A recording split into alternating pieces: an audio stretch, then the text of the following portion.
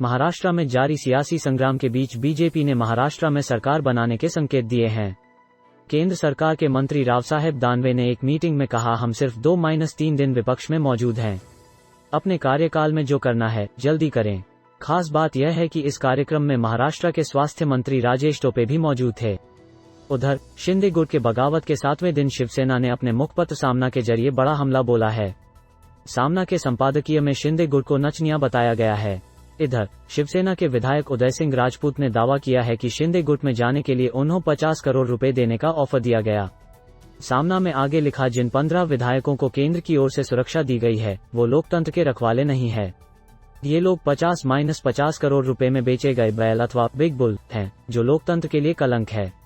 वहीं फडणवीस और शिंदे के मुलाकात पर भी निशाना साधा गया है। महाराष्ट्र में सियासी हंगामे के बड़े अपडेट्स। उद्धव के 8 मंत्री गुवाहाटी में, आदित्य के करीबी सामंत भी शिंदे गुट में शामिल। शिवसेना प्रमुख उद्धव ठाकरे अकेले पड़ते जा रहे हैं। विधायक हो या मंत्री, सभी बागी शिंदे गुट का दामन थाम रहे हैं। अब उद्धव के खेमे में शिवसेना के 3 मंत्री आदित्य ठाकरे, अनिल परब और सुभाष देसाई ही बचे हैं। देसाई और परब विधान परिषद के सदस्य हैं, जबकि एक अन्य कैबिनेट मंत्री शंकरराव गडख क्रांतिकारी शेतकारी पक्ष पार्टी से हैं। आदित्य ठाकरे के करीबी मंत्री उदय सामंत भी रविवार को गुवाहाटी पहुंच गए। सियासी बवाल के 3 बड़े बयान।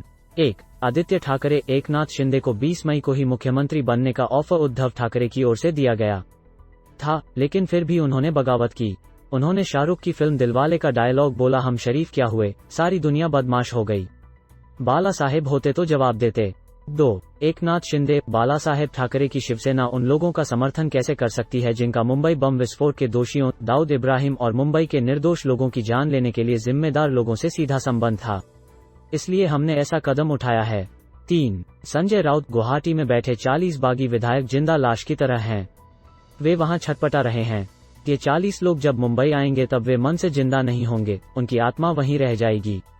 उद्धव की वजह से पहले भी 2 बार शिवसेना में टूट हुई, लेकिन इसके बावजूद वे अलर्ट नहीं हुए।